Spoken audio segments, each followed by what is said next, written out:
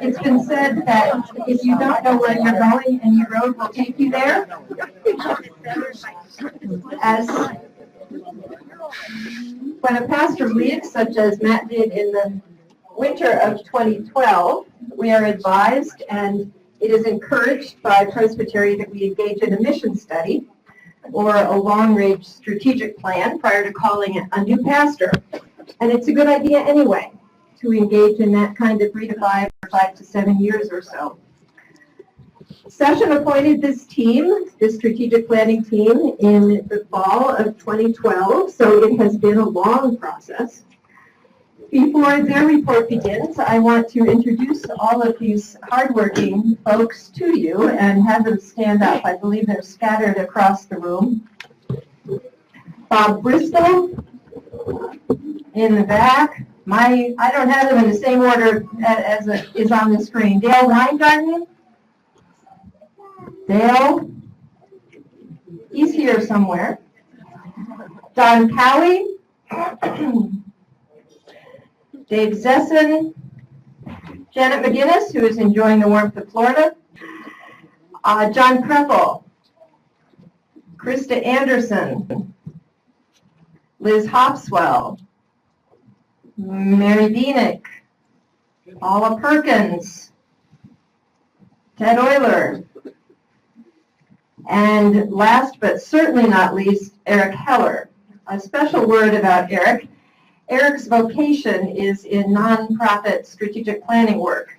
And while serving on session, he also offered to chair and work with this committee. He has put in countless hours, and we have benefited greatly from his skill and his wisdom and his diligence, and we thank you. Dave Zesson will be presenting a summary of the report. The summary documents will also be provided for you at the conclusion of the report in a pamphlet form. A much longer version will be available online and in hard copy by request. It's about 40 pages, so if you really will read it, we would like you to have a copy. Otherwise, take a look at it online. The entire planning group is willing to answer your questions of clarity after the presentation, and I will turn this over now to Dave. Thank you, Linda. Good afternoon. Like many of you, serving on a long-range strategic planning committee was not at the top of my bucket list. The idea of examining every component of congregational life with the knowledge that changes impacting the lives of so many seemed daunting. And of course, no change comes without a price tag. I accepted the challenge and found the experience both interesting and enriching. The assignment soon became defined as how does First Presbyterian Church improve the quality of the church experience for existing members and position itself to attract and retain young adults and young families. While both are necessary for sustainability, the two are not necessarily compatible. What may be good for one may not be good for the other. So we set about to collect data from member surveys and focus groups. We studied the core values of our church. We looked at other churches in the area by attending their services and speaking with their ministers, and analyzed the work of church growth experts who have identified principles of highly effective churches. We found that in many instances, our church measured very well against those standards, and in others, we needed to up our game. In some instances, we were on the right track and needed to push further, and others, our efforts fell short, requiring more measurable changes. Our findings go to session by way of recommendation, but since the church membership has been so helpful in formulating the contents, we thought it important to make this presentation. In the end, we hope that our committee, working with church membership and church leadership, will adopt our recommendations, and our church will continue to be a warm and welcoming place of worship. Well before Linda's 5-point sermon, the committee identified 5 critical areas in need of assessments to both improve I was listening. The quality of the church experience and position us for the future. In no particular order, these areas are as follows: worship and music, small group ministries, communication and marketing, facilities, and staffing and personnel. In each area, the committee has developed findings, goals, and action steps. In some instances, you will or may have noticed changes in worship resulting from your comments and our findings. Let me first address worship and music. Without question, the area which evoked the greatest amount of response related to worship and music.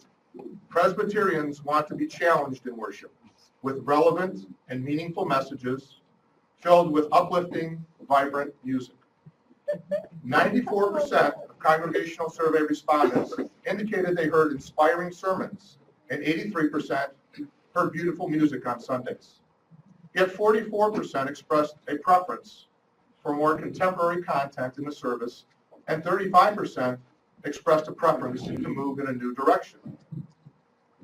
The survey information did not define the term contemporary, nor did the survey provide alternative directions to be explored. However, these responses suggest that some change to the worship service is necessary and expected. Therefore, the committee will recommend to session that Worship Council be expanded to include a creative worship task force and invite to this group members of all ages who have an interest in considering change to the worship service.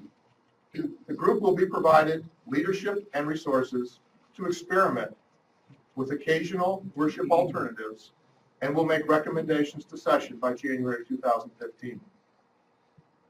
In addition, information will be collected from our young families with children to determine their preferences. The goal is to define both substantive and stylistic definition of contemporary. Finally, Christian education will be charged with assessing the impact of these changes on Sunday worship, the number of services, and educational timing. In the area of small groups, the group learned that small groups provide relational opportunities for church members beyond Sunday worship. These groups can be of a social, religious, or intellectual nature. The church can and should provide organizational structure, leadership, promotion, and facilities to these groups.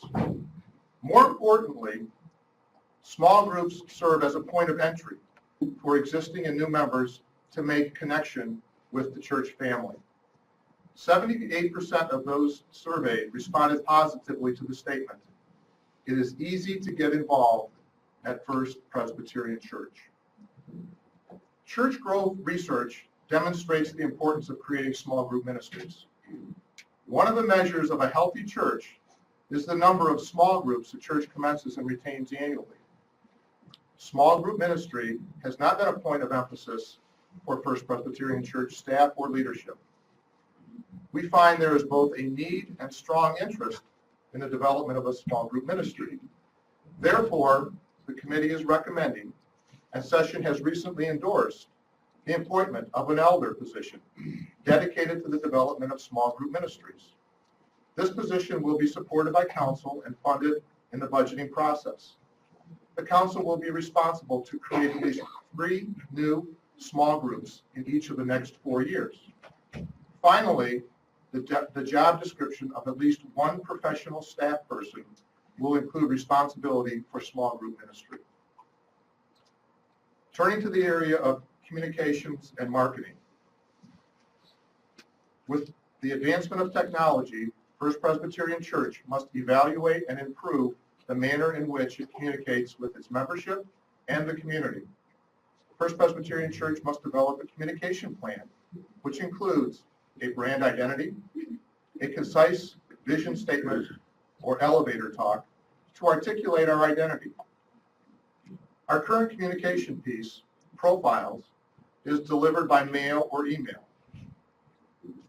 FPC must embrace technology for use in the worship service and communicate with members in a relevant manner.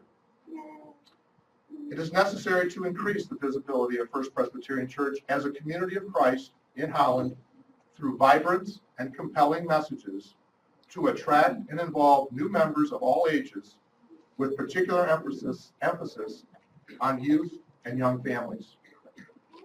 Therefore, this committee is recommending that First Presbyterian Church create an internal marketing evangelism team to support the efforts of Katie Houck, our communication specialist, develop First Presbyterian Church branding to be used in all FPC-sponsored documents, update the brochure, including a list of activities, services, and contact information to further publicize the FPC outreach efforts. In the area of church facilities, the committee reviewed the essentials of our church facilities and found them acceptable for the most part. You will be glad to know that we are not making any significant recommendations that are not already being considered by Business Affairs. For those of you who weren't aware, Business Affairs is addressing the appliance and storage concerns in the kitchen area to better meet the needs of our church. Business Affairs is in the process of developing a plan to address safety concerns at the church entry off the main parking lot, and we expect information to be coming from session in the very near future. We did receive input that the fellowship areas need to be updated to create cozier, more intimate meeting areas. You probably have noticed the installation of a video screen in the M&M Cafe, which creates different worship options and expands the size of our sanctuary. Look for more improvement in this area. And finally, we are recommending that the youth group meeting areas be modernized to remain in step with similarly sized churches. There is significant competition for the youth's attention in the area of modernized facilities. And finally, staffing and personnel. These improvements cannot be accomplished with the current level of staffing. You have undoubtedly realized that these assignments will not take place without professional staff input, support, and implementation. First Presbyterian Church must take steps to address on a long-term basis the staffing deficit created by the vacant associate pastor's position. The new associate pastor must have skills in the area of children and family ministries. This person should easily identify with young families and their spiritual and social development. Therefore, the committee is recommending an emphasis in an associate pastor to undertake the responsibilities identified in this report, and that this report serve as a roadmap for their work.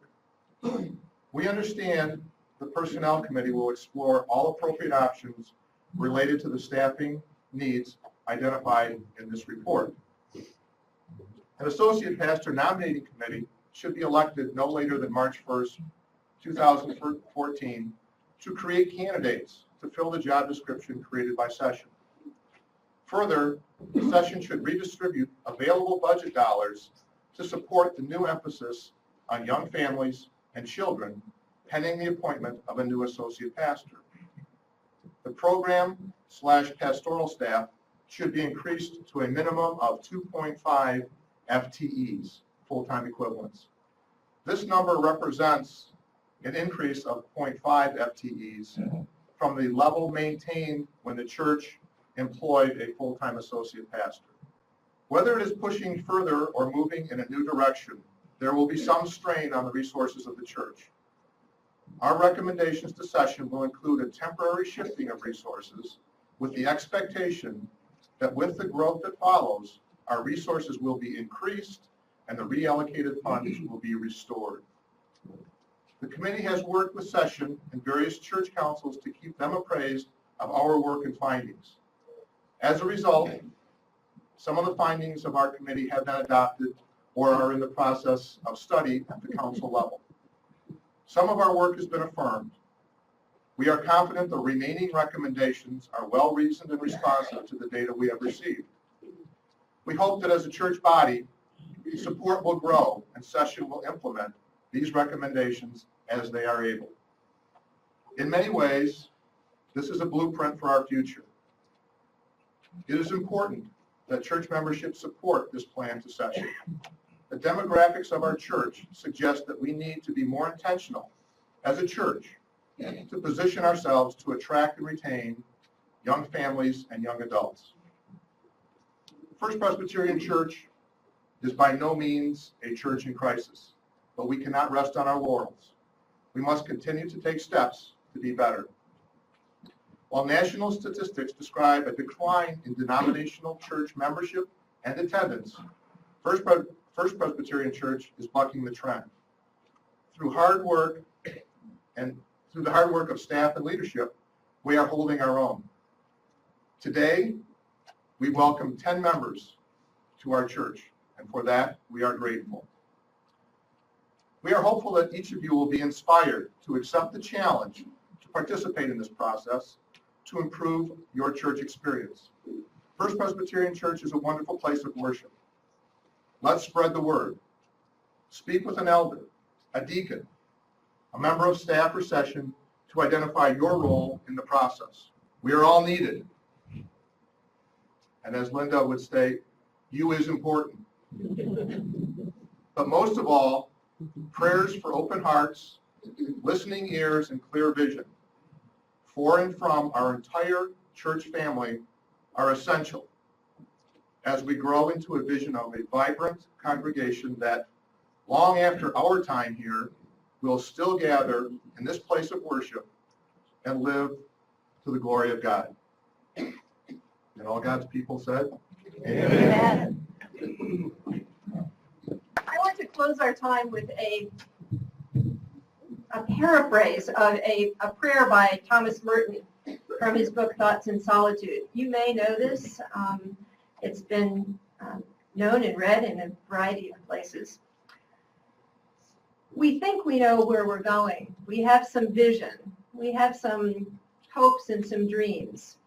But I think Thomas Merton's words are well placed and well focused when he says this.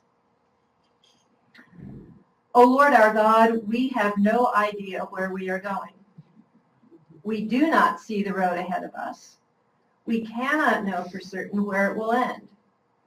Nor do we really know ourselves, and the fact that we think that we are following your will does not mean that we actually are. But we believe that the desire to please you does in fact please you. And we hope we have that desire in all that we are doing. We hope that we will never do anything apart from that desire. And we know that if we do this, you will lead us by the right road, though we may know nothing about it. Therefore, we will trust you always, though we may seem to be lost and in the shadow of death. We will not fear, for you are ever with us, and you will never leave us to face the future alone. And so we trust our lives and our church to an exciting God. Amen. Amen.